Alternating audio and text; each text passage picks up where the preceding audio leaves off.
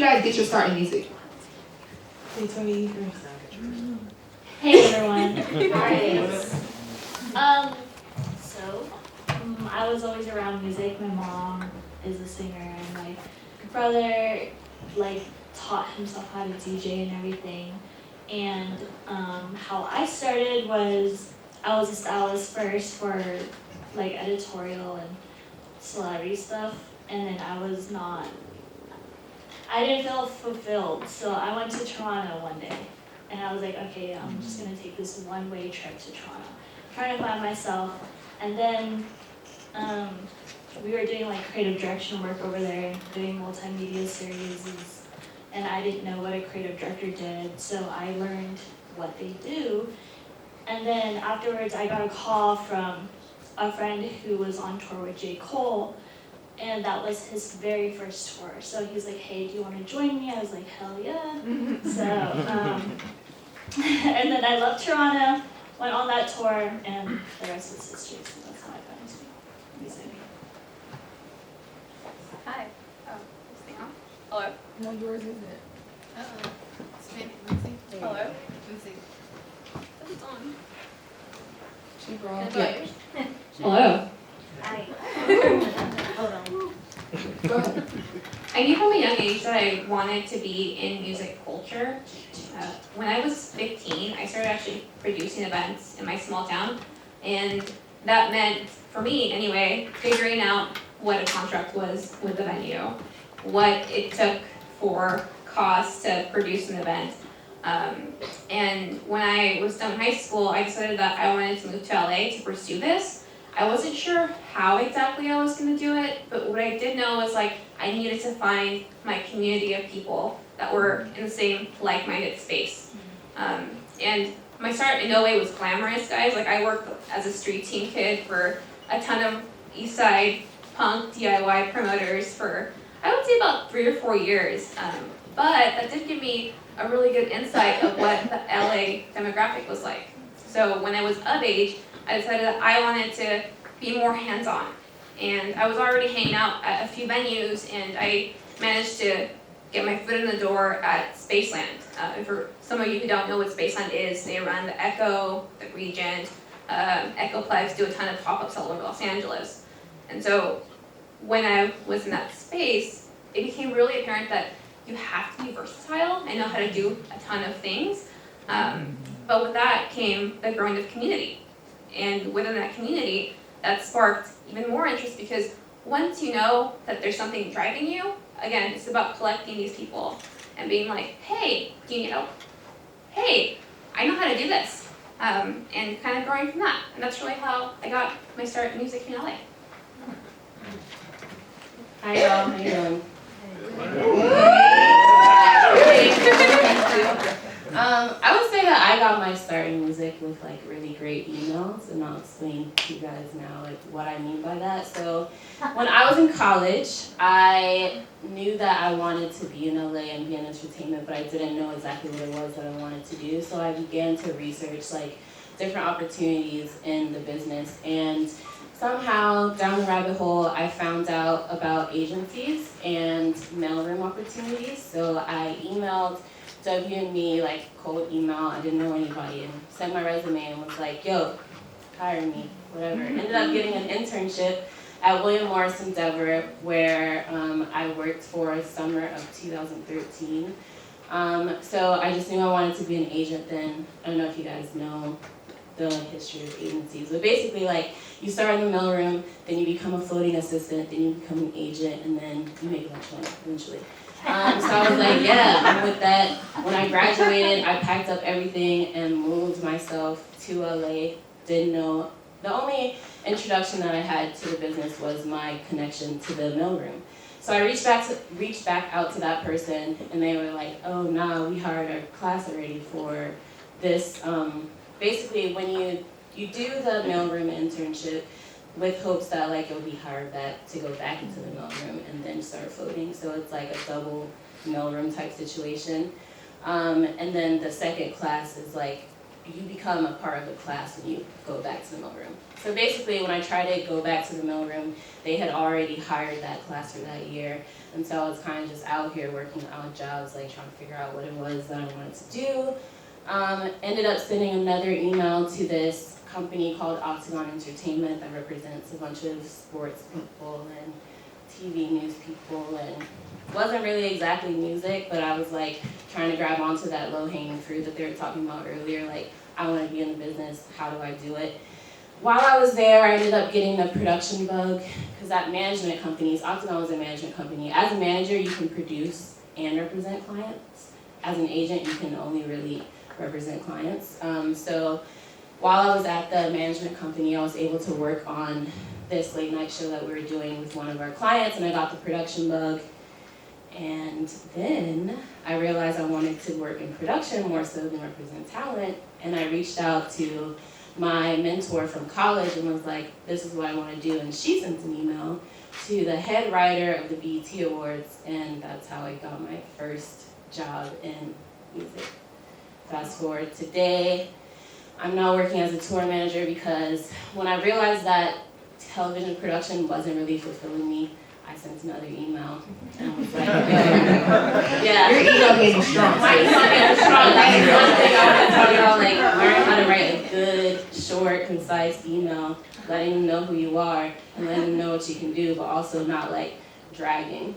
So last email that I sent was to this company that does events and touring in Atlanta. I was also over LA in general, so I was like, I'm dipping out of LA. I want to go back home to Atlanta, wrote an email to this company. And they were like, well, we're not hiring, but you work in production. We love to see women working in production. We're sure we can collaborate, blah, blah, blah. Turns out, one of the partners of that company is Janelle Monáe's tour manager, and so I started my first job in music touring. Last year, around this time, actually, with Janelle Monáe. Now I'm Arlene's tour manager. Wow. That's so. I was just telling Jen. Arlene's, sorry. Yeah. First of all, Arlene's is amazing, and I was literally just, it's so crazy how like the world is small. So the last panel that I did with Jennifer, who was up here before, Jennifer Horton. After the panel, because I sit up here and I learn from everybody on the panel. These people are amazing, and I'm like, how the heck did I get connected with these people? But Noelle is amazing. So we were talking about, you know, getting started on the other side of touring stuff with like me wanting to like host more tours with artists, but I'm not a DJ. So she was like, you should email like DJs that you know and see like if somebody will give you the job. I sent the email and Arlene's was in Delaware and they were like, you come and host it. And then boom, now here I am with you. Oh, You were there. I knew I'd seen you before. Okay, this is just a real life example of how small the industry is. And the advice that you get up here, take it. Because I did, and I got my first gig. I hosted the whole thing for Arlene's. But now Noelle's going to speak. Small world. Yes, that was like a full circle moment. And y'all just recognized that, right? Yes, I remember. So you listen, today is a show day, so like let me put a disclaimer out. I'll be on my phone, like this is the tour manager's day, like on your phone all day. So that day when I met you, were on I your was phone, like this, yes. hey, what's up? Like very quick introduction, so like sorry. But yes, I just now realizing. I was just excited to be there, and I brought that point up to say that like everything that you hear here today, if you take what you learn and apply it, it really will work because I listened to Jennifer and did what she said and got the job, and now here I am back again with you guys. Hey, love how that works. Hi everyone, I'm Noelle. Guys, give it up for Noelle.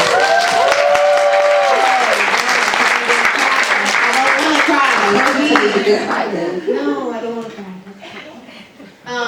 Yeah, so I started in music as an artist. My dad is a drummer. My mom plays a mean air bass on somebody's arm, on her arm. But it's cool. You can't tell her that she can't play bass. So come talk to my mom and tell her she can't play bass. So yeah, I started as an artist at the age of 16, like writing songs, playing piano, was in the drum line, played in the flute. Like I was the traditional like band kid when I was younger. So started that and kind of decided that like, okay, this is cool. I want to be an artist. So decided wanted to try to shop a label, but also wanted to be a kid. So I was like, this is cool, but I want to go play.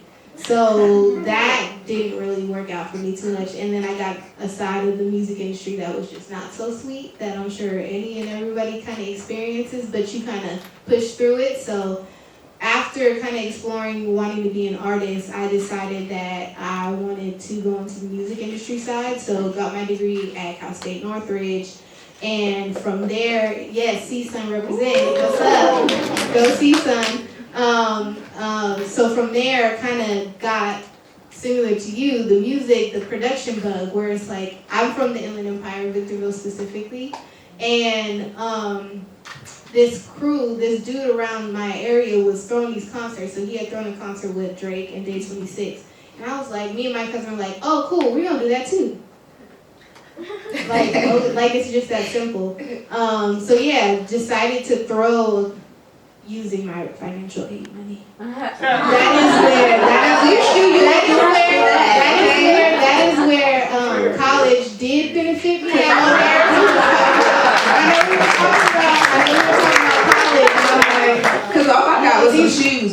These classes are cool, but run me this check so I can book Trey songs. So we all discussed financial aid money.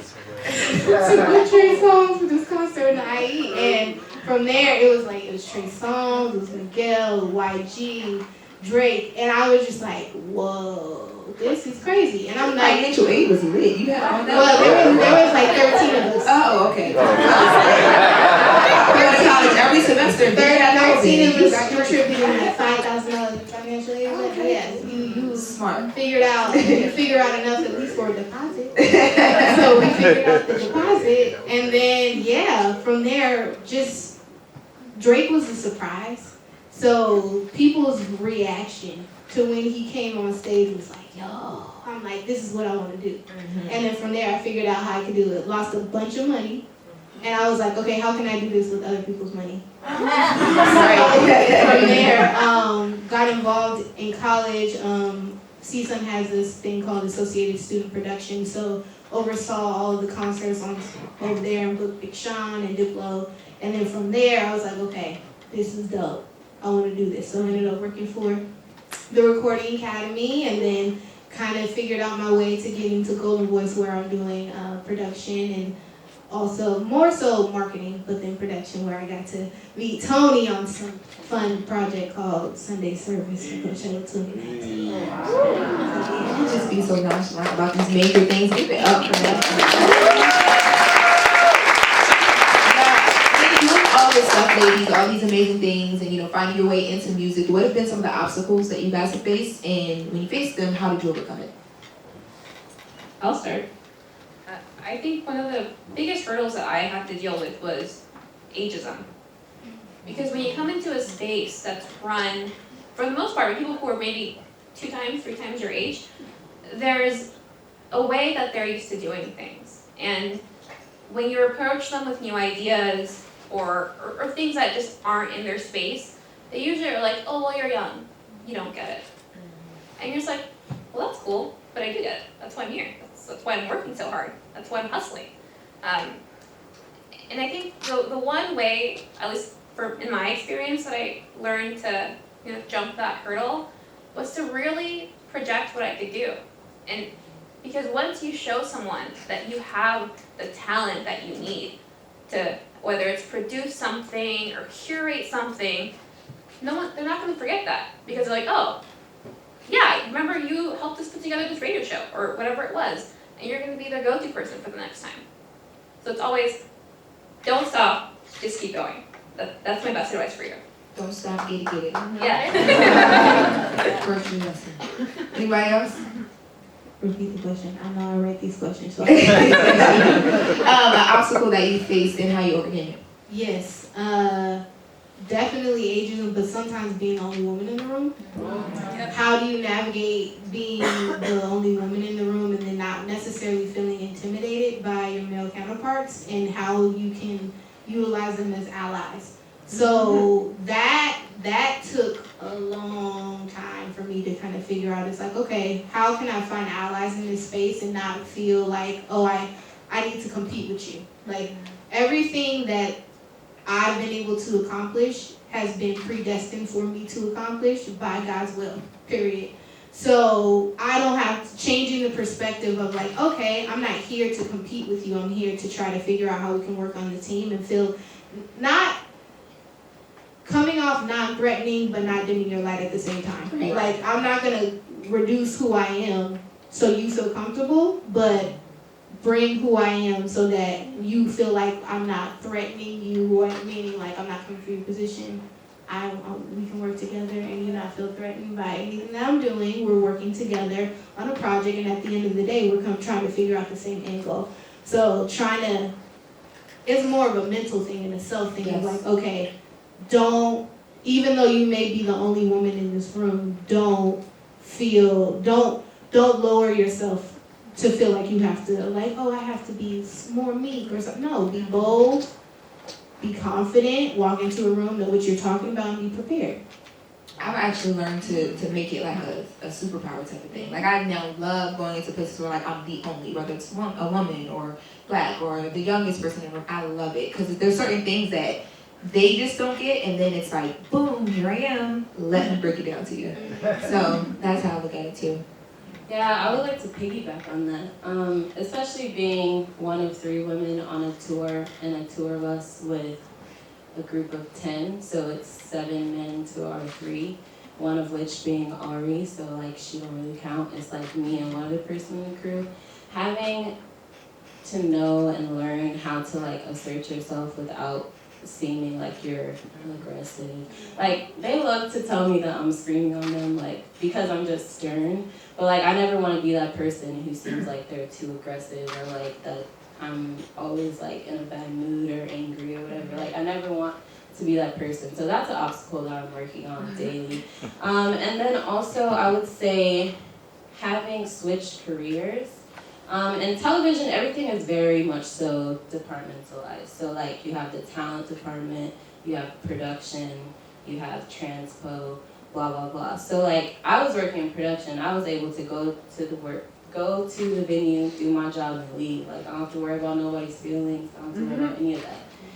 On the flip side, as a tour manager, like, I'm basically mother hen, right? So like, I have to be concerned with everybody's like well-being and how they're doing, and that's been a little difficult for me because I'm used to like going, doing the job, getting my check, I'm good. But now like having to adjust to like the needs of the clients and the needs of the camp, that's an obstacle that I'm working on daily. And it's just like really pushing myself to develop relationships with everybody that I'm on the road with, and that's how I'm working on that. What are some of the skill sets in the day-to-day work ethic requirements that are needed to do what you guys do?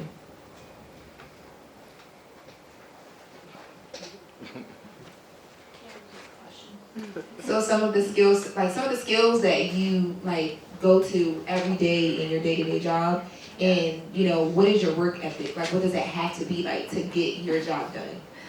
I don't have breaks at all, and I don't take vacations, and that's just a choice, really. But I think everyone just has to find a balance.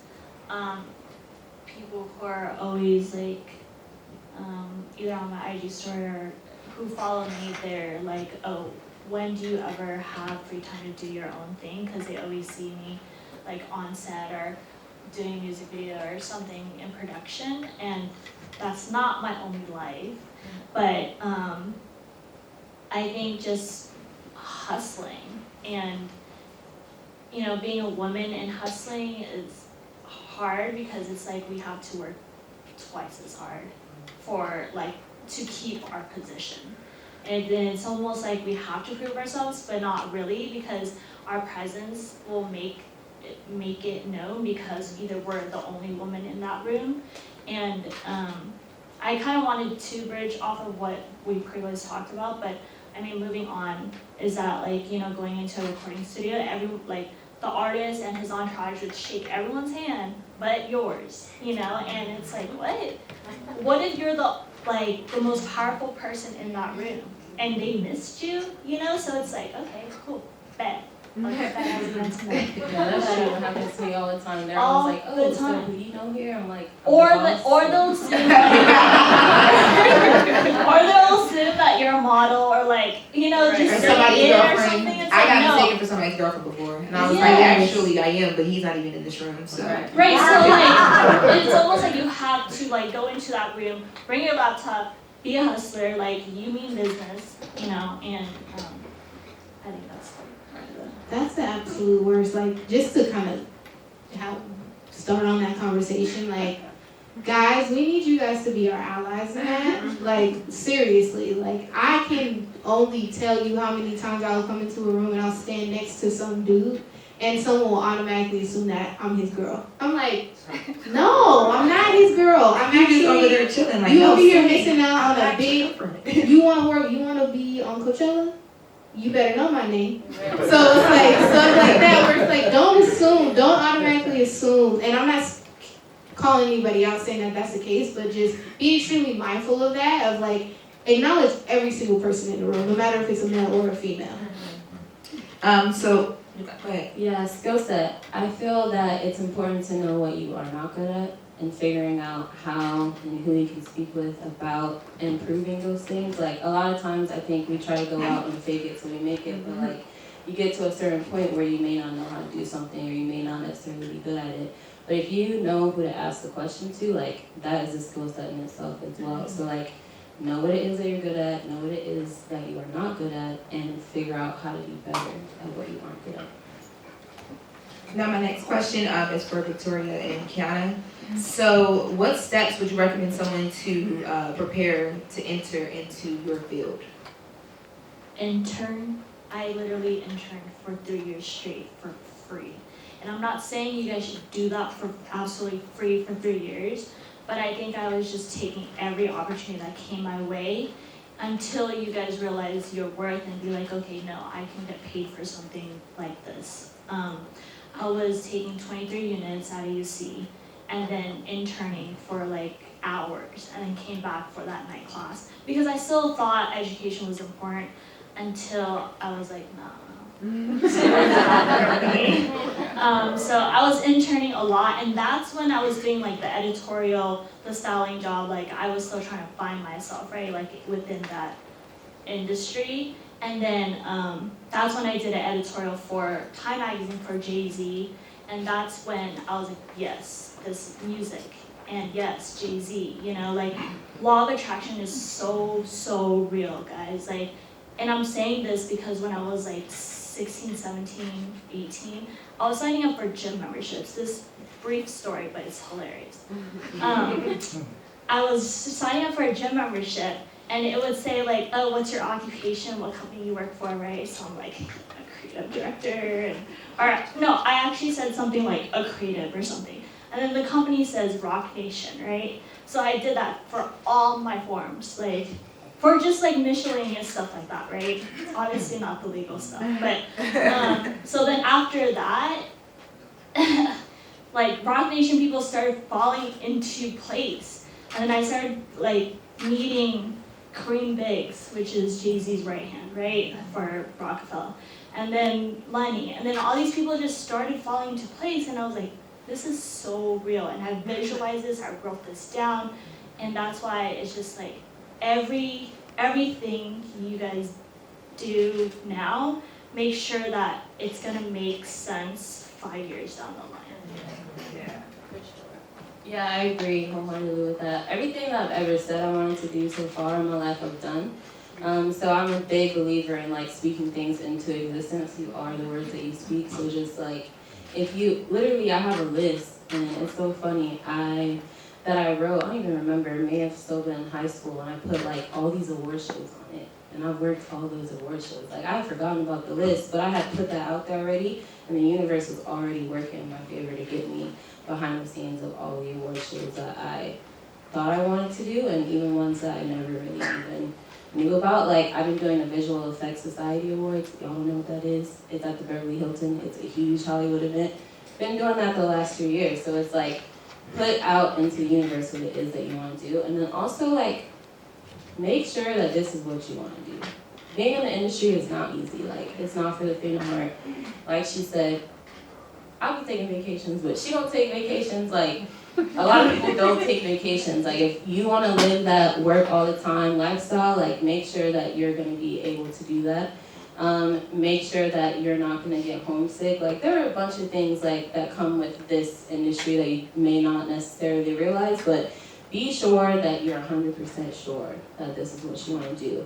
And always, like, be confident in saying no. That's a big thing for me. Like, every time I've said no, it worked out in my favor. Don't be afraid to say no. If it feels wrong, don't do it. Skill set and work ethic. Like what? Or no, we went past that. It was what would you recommend for someone who's preparing to enter your job field? Figure out what the job is. Like, again, do your research. Make sure that it is something that you want to do. And then also, make sure you're tough enough. I can't repeat that enough times. Like, make sure that you are a hard, tough person who is going to be able to withstand the hardship of being entertained. Can I just add something super quick? And yeah, I mean, as far as, and also in production, since this is about production, if you guys are on set being a production assistant, don't make, like, you're not too good to be a production assistant. I was literally a production assistant 2 weeks ago for an artist, and I was literally running copy. So I was like, okay, I can do this. I don't care the title. It's not about titles. It's not put in the work. They're gonna see how hard you work and how much you want this, and people are gonna acknowledge you for that. So when was it that you guys decided that you were going to commit to your career path that you're on right now? Because I know as a person who's like, creative and you're interested in a bunch of different things, and these, our career paths just don't come super easy. You have a bunch of different jobs and internships and experiences, and then you get on this one path and you're like, this is it. This is what I'm going to do. When did you guys get there, and like, what was that moment like?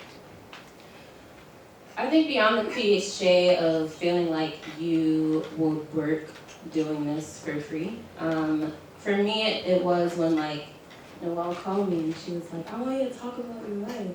And I realized that like I really enjoy speaking about what it is I do for a living and sharing the knowledge with people and having people like Geraldine, she's my homie. Amanda Stills is one of my clients, and I called on Geraldine and I was like so excited to be able to bring her on board, and like I'm always so excited to share the story and try to bring people into the field, because for one, it's not a lot of women, it's definitely not a lot of Black women, so I'm like very passionate about like speaking about what it is I do and trying to usher in the next group. And thank you. Yeah. I think for me was I get a lot of fulfillment out of like seeing other people happy and seeing other people find joy. So the moment going back to like when I was 19 doing that concert, the level of excitement that people had when their favorite artist comes on stage. Like, you don't know what someone's going through. Someone could be stressed out, lost their job, parent died, whatever, and it's like something about music that creates that level of like escape, and that I just became addicted to, and I'm like, yo, I want to do that for the rest of my life. And then I'm not a control freak, but being able to build, I am a little bit, but being able to like create, like build things that I have in my head and see them come to life is like really, really dope. Was there ever an opportunity in your like past, or I mean maybe it's like something presently that you guys had passed up on, and you look back and you're like, dang, I should have did that, I should have took that opportunity? And this question is for Victoria and Vicky. I'm gonna say no. Just piggybacking off what you guys said earlier, it's okay to say no to opportunities that come your way. I feel like if you're, I'm super like spiritual, but if you know, if you can trust your gut and like that feeling of like knowing who you are, that plays a huge like part in what you're gonna do and where you end up. So no, I really don't think I missed out on any opportunity. I would say no, too. And I think like if it's meant for me, then it won't pass me. You know what I mean? So it's like, that was probably not for me then if it wasn't.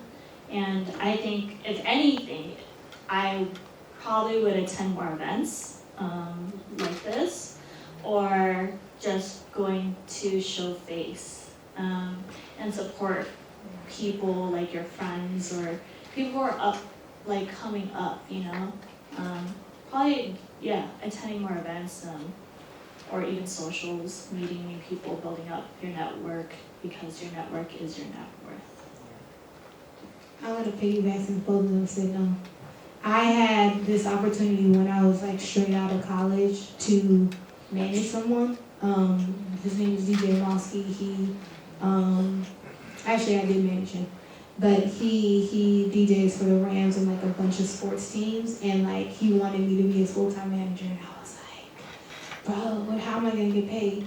Like having to fully dive into that hustle mentality of like your check is coming from how consistent you get this person. Like not necessarily booked, because the agent is more so responsible for the booking, but creating new opportunities for this person. And it was like I always have one of those moments where it's like, if I would have just dived right in to just being able to manage him full time, what would the trajectory of my career look like?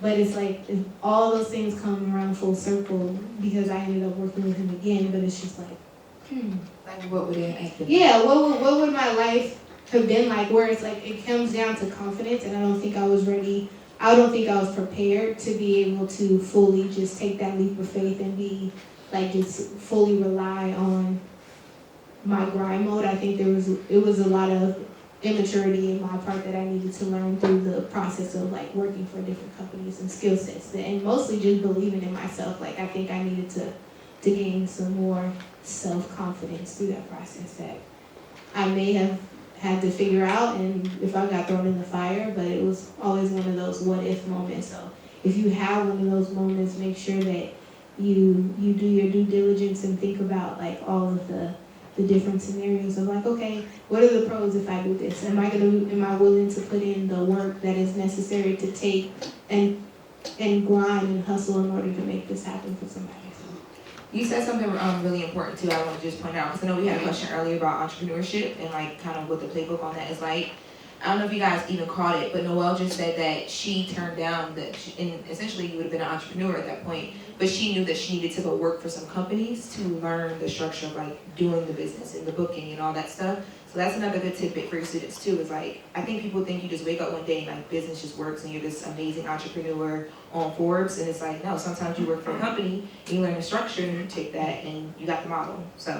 Yeah, and to piggyback on that, like some people are sole entrepreneurs, and like for me, I'm like a hybrid. Like I traditionally in my, like I work a 9 to 5, but then I also do this. So it's like, how can I utilize the experience and the opportunities of what I'm learning at this company and pivot and utilize that stuff in my entrepreneurial stuff? So there's no one way that it's supposed to look. Some people are entrepreneurs, some people are hybrid, some people are straight 9 to 5 people, and there's nothing wrong with any of those.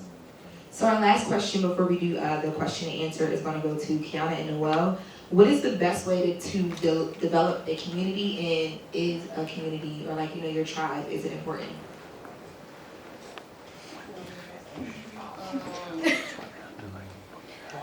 You know, I never actually like thought out a community, but I would say like I nix people who I felt were not supposed to be around.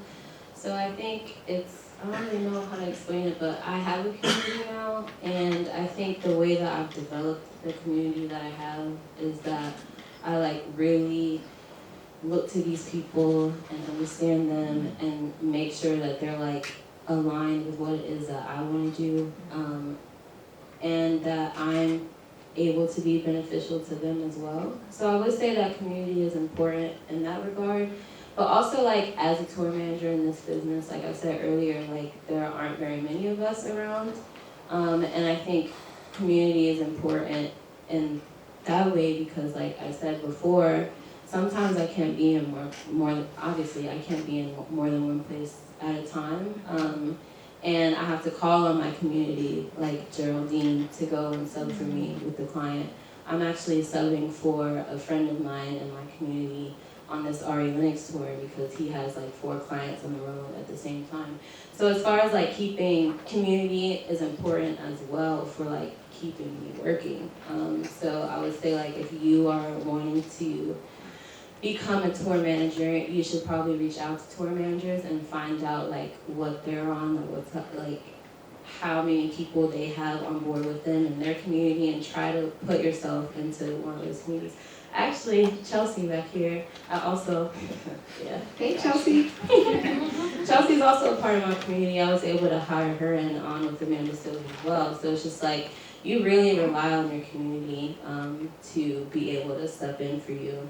But then also you rely on them for emotional support as well. So make sure that those people in your group are solid individuals. Yeah, and to kind of piggyback on that, like community is important.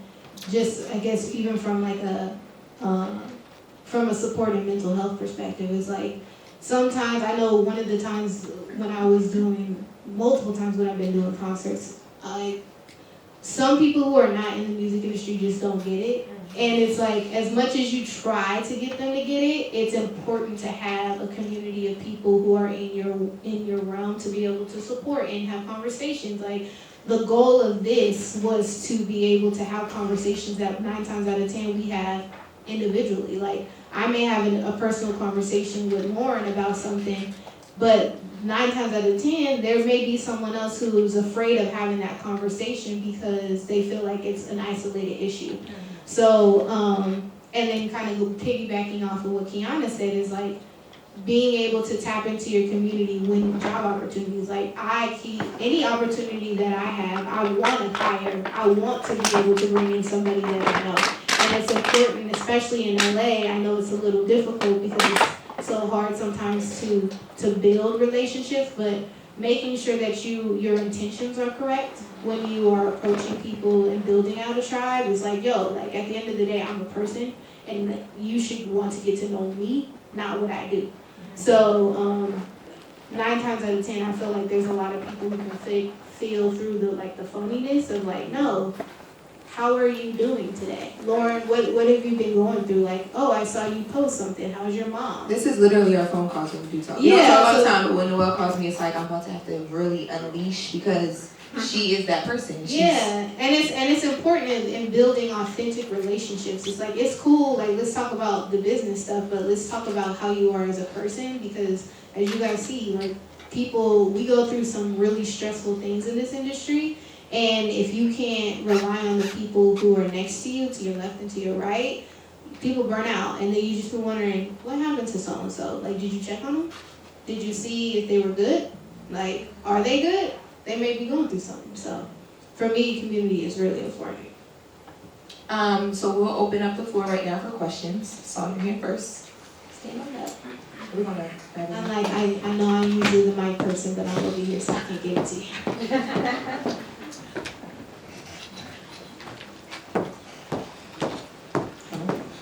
Hi, just want to say first, thank you all for coming and sharing your wisdom. My name is Brandy, so I'm a grad student at CSUN, currently studying the music industry.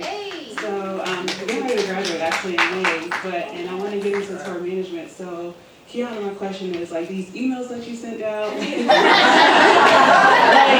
planning as soon as I get able to like crank out some emails. So I just want to know, I guess, like, get some tips on like what are some important things that you touched on in your emails. Like, I don't want to go on and on, but also I know like these companies probably receive so many emails, so I just want to be able to like stand out when I'm emailing, so just kind of want to know like your thoughts. All right, so make sure that it's quick and to the point. Like, that's with everything. For me, also like in work, if I have a crew member coming up to me with a long story, I'm not listening, bro. Like, I have 100 different people texting me at one time. So in the same way, when you're sending an email, you need to make sure that it's quick and to the point, but also show a little bit of your personality in there too, like as far as like maybe it's an email signature or like a hello or a greeting or something, just a little bit of personality, a little bit of what you do, a thank you, and a goodbye. Like, it don't take 4 paragraphs of you did this and when you were 10 you wanted a blah blah blah. Like, it doesn't matter. Like, just get to the point, show them who you are, and thank them for your time. and you should be sure. And follow up, because she said, like, perfect example of like, you just never know what is going on at that time when you're sending the email, and like, she may have 50 billion emails, but if you follow up, you may catch her the next Yeah. time. Very true.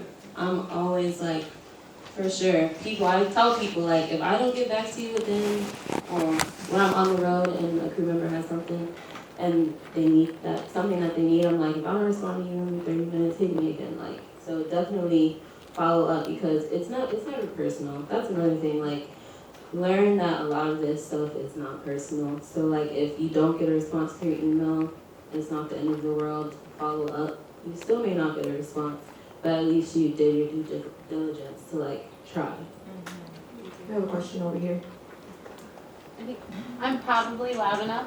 Yeah. Yeah, we can hear you. Been told I was loud my whole life, so. Okay. My question, since you're all women on the panel, I work in this industry as well, in event production usually. I don't deal with artists as much. Sometimes I do, but not always. But in all of your roles, dealing with people's egos and kind of coming up against those conflicts, I would love the advice. I'm sure people in the room would want to hear advice, especially as women, when you kind of come up against particularly male egos, but really any kind of egos, and how to kind of navigate that situation. I've seen a lot of people ruin their chances in this industry because they just don't have the temperament, or no one ever taught them how to get there. So that's my question. I learned pretty early to learn how to like anticipate. So in like my business, because it's like on one hand I'm a personality, right? Because I'm a reporter, but majority of my day is spent producing the content that is on our website and our TV shows and all that stuff, right? So a lot of times it's like the battle of like what people think is important or not important and stuff like that. And at first, you know, you come into a room and whatever you're passionate about is like, it's like this fire and people have to care about it and like all that good stuff. And that's fine and you keep that. But when you learn to like anticipate and you learn to study the people in the room, you kind of know what's going to come from where. So now the egos don't bother you. It's like, I knew you were going to throw that out there. So let me just follow up with this. Like, let me match you here. Like, it's really a strategy thing. And I think as like a woman, like one of my strengths is like I'm really able and like really good at being able to be like, I think this is going to happen next because I know that this person's emotion is going to be triggered when I say this. So let me follow up with this so that now we're both on the same page and they see that I'm not trying to, you know, fight their ego. I'm actually trying to take what I know they care about and what they're so hyped up about and find a common ground. So for me, it was learning how to anticipate and not allowing, like you said, like things to super frustrate me. And when they do, getting in my group chat and unleashing there and not at work because I mean it'll happen and you can't get around it. You gotta let it go and move forward and just strategize around it sometimes. And have patience. Like I was working with an artist for a music video, and we're like nowhere near being close to being done. And it was like 2 hours in, and he's like, "Nah, I'm good." Like your video's not even done, you know. And it's a lot of ego in there. And what you just do is just you listen to what they have to say, and then kind of come back to them when they have like a level, you know. Their thoughts have leveled, and then that's when you express like these are your needs or this is what we gotta get done, and they'll either they'll take a smoke break and then they'll be like okay cool. Yeah, and I think going back to that is like confidence, and then just reassuring and reminding people, similar to what Victoria said, is like reminding people of like the bottom line of what needs to be executed. It's like, so you can get in your emotion right now. Or you can feel a certain type of way, but at the end of the day, like this still needs to get done. So what are we gonna do? And sometimes, like one thing that I usually utilize a lot is humor. Like I'll try to figure out a way how I can make something feel funny to kind of change the tone of the conversation. Of like, oh yeah, so did you watch? Or I'm not a really good comedian. I can't think of this off the top of my head. Test me. See, I just made y'all laugh. But using comedy or some things to kind of change the tone of like how you're matching, dealing with people and their different levels of ego. I mean, we all have ego. Let's be real. Yeah, I would agree. It's delivery. Like, how are you going to speak to this person? It's also being aware. How is this person probably going to react? Like, everybody hit the nail on the head, I think, up here. Know who it is that you're dealing with. Know how it is that you should talk to them.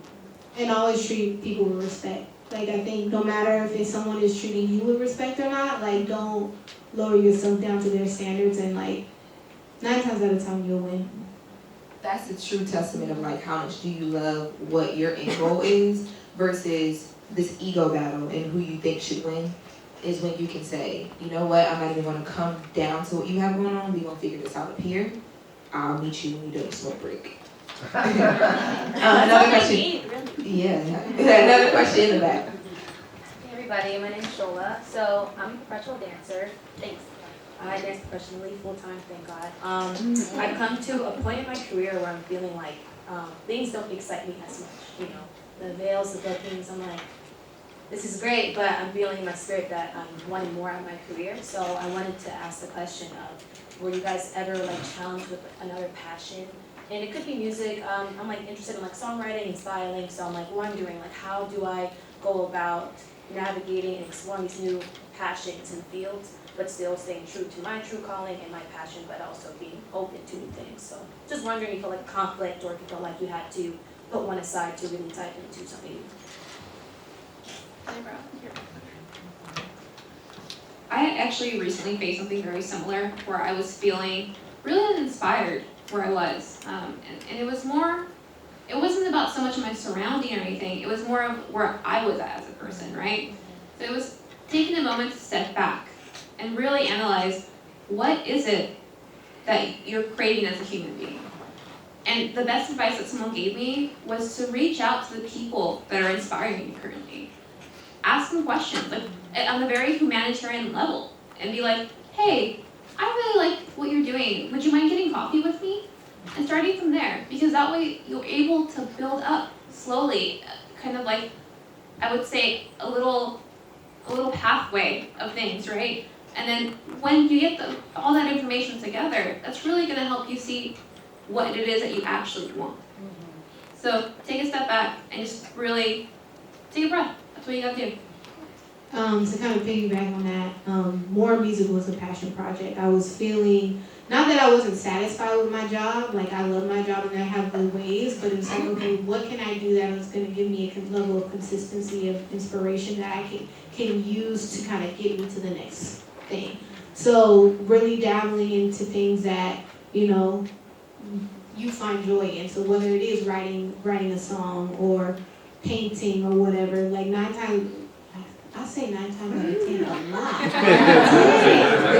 I was like, had that moment where I'm like, I just said 9 times out of 10 twice. Again, sorry. You'll have a moment where you're like, oh, okay, this is dope and this feeds me and fuels this creativity that I need to utilize that is gonna kind of jumpstart me in this area. It's like kind of like a car. Like if you use the spark plugs. It's something like that. Yeah. Like the jumper cables on your battery, there we go. The jumper cables on your battery of like, okay, how can I utilize this to spark this, to kind of create this energy and this flow throughout. So definitely utilizing the things and tapping into the things that, you know, you do find joy that are maybe more so a hobby, and how those things can translate into your other creative field. And like literally what she just said is what I was going to say to you. So you're dancing right now, you're dancing full time, and you mentioned like songwriting and like styling and like all, like everything that you said. I feel like if you make a list of people that you are maybe friends with who will just trust to let you like try this passion project, make that list, you may find that you have a whole client list already, because you built all these. If you're dancing full time, you have a lot of relationships, a lot of your friends are probably creatives who want to do other things as well. See how you can kind of like connect and then start making some noise and see where it goes from there. Because like with Noelle, all the people that I meet through this are like people that she's worked with and her friends, and you know what I'm saying, she just put the shell together.